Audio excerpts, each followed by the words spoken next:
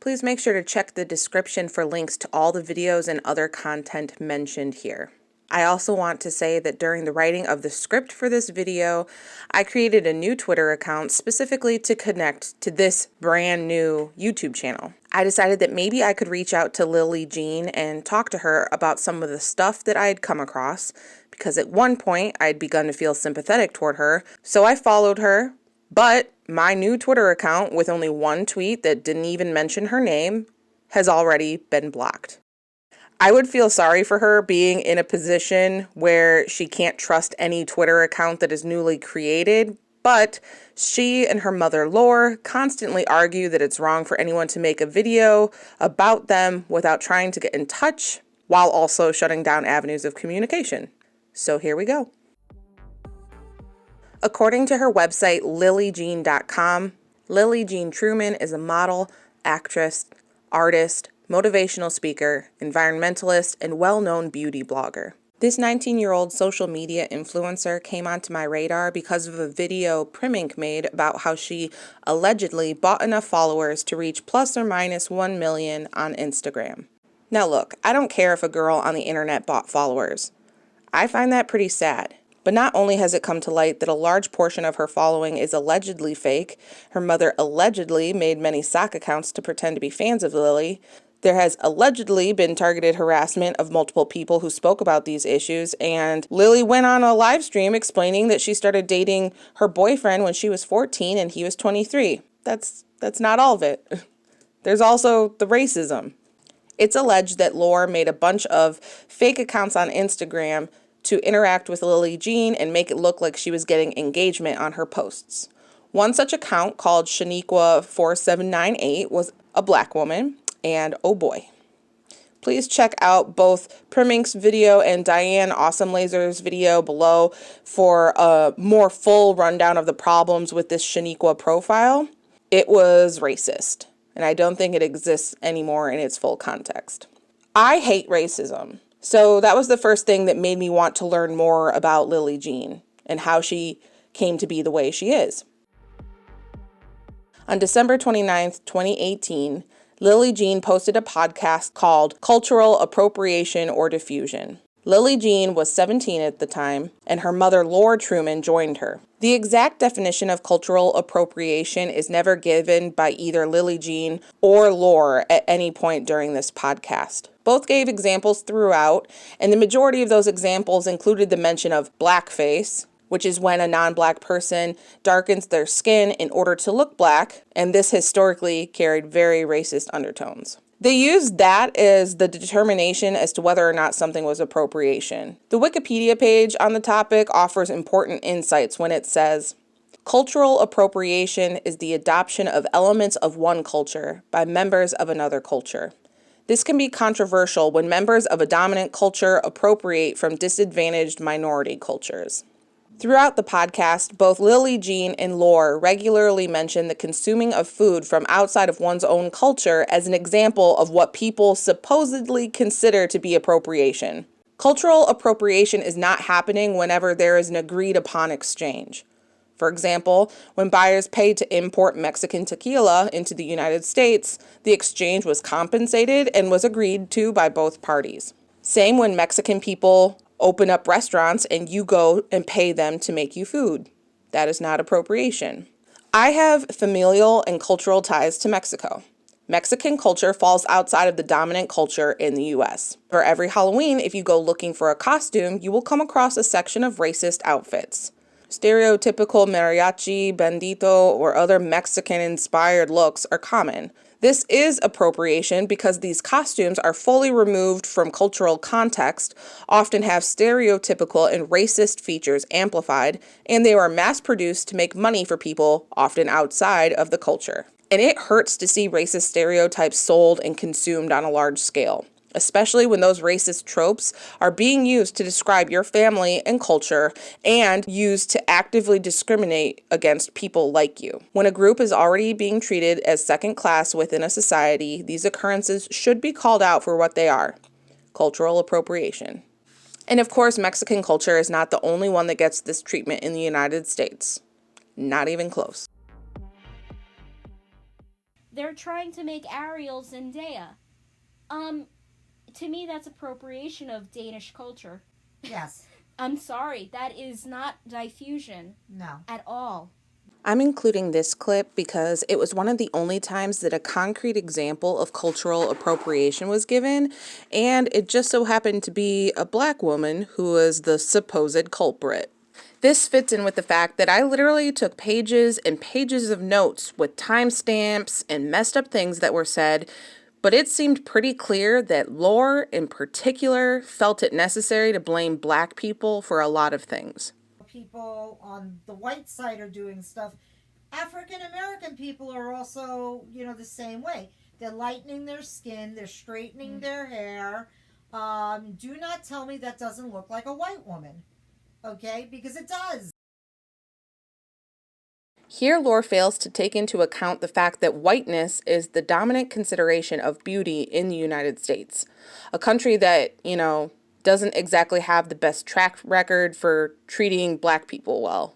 It's very possible that black people might feel obligated to try to look more white in order to avoid racism in their everyday life. Or they may have been socialized into thinking that looking white is the only way to achieve beauty. Or maybe they just enjoy it. How they choose to look is not for us to judge. I'm going to play a clip right now from the podcast, and in it you can hear Laura speaking about Chinese shop owners. The Chinese part of town, even when I was a kid, they don't want you in the store buying their stuff. Really? Yes, they tell you to get out. Oh. Yeah, to this day. Why is that? They don't want you shitting on their culture. So is that not a reverse thing going on there? Yes, it's always been that way since I was a kid. Oh you know not to walk into, which, by the way, the Chinese have the best fresh fish. They will literally come after you with a meat cleaver. Oh my God. I know. I have experienced it firsthand many times. This was one of the most disturbing things I heard in the entire recording. I was so concerned by these claims that I reached out to someone I know who lives in New York City. I explained what Laura had said, and I got a response which I will put on screen now. This New York resident explains that the area Laura is describing is actually pretty diverse, and many non-Chinese people live and shop there. This person also makes it clear that it would be very unlikely that anyone would get chased out of a store. Of course, this account from another New Yorker is not straight proof, but considering that Laura may or may not have lied on many occasions, I think it's important to note that this story is suspect. Especially because painting people of color as crazed and violent is a tactic straight out of the old-timey racism handbook that many people still use to this day. Lillee Jean's reaction to this anecdote seemed shocked. But Laura is her mother, a respected figure in Lillee Jean's life, a woman whose terrible views are loud and boldly spoken. When you grow up with a mother who behaves the way Laura does, it must be really difficult to grow into your own person.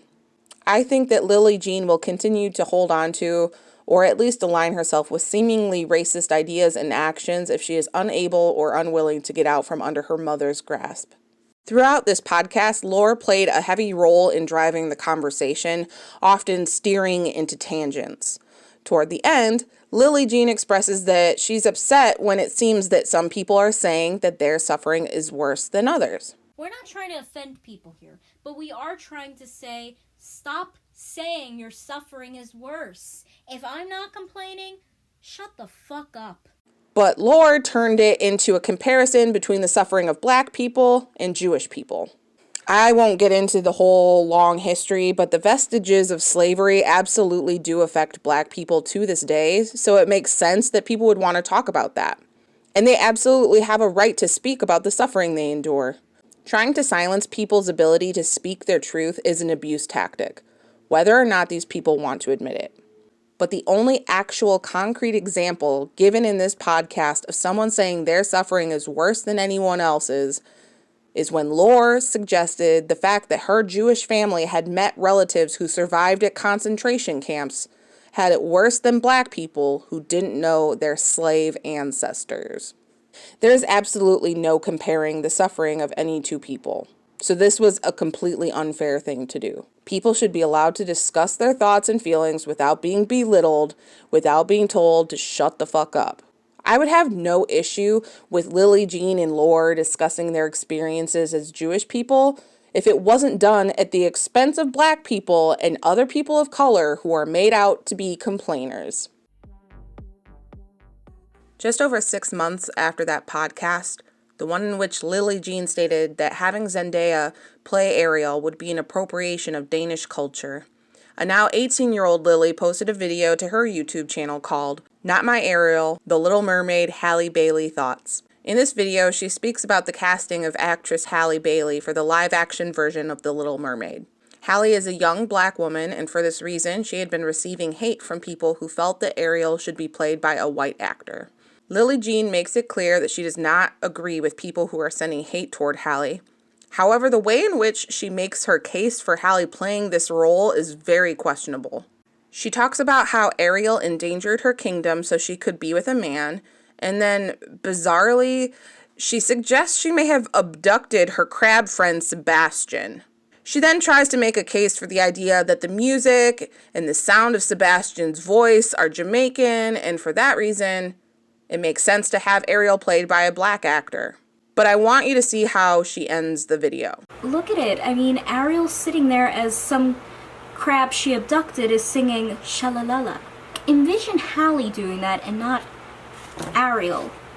Like, the tone completely changes, and I feel like she would go much better with the characters. She literally ends it by asking us to imagine a Black woman as a half-fish kidnapper. She wants us to think of a Black woman as a criminal.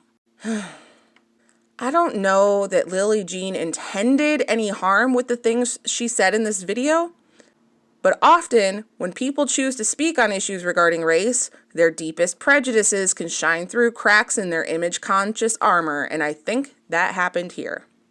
I do want to make it clear that it is 100% possible that Lillee Jean just isn't very good at articulating herself about these issues.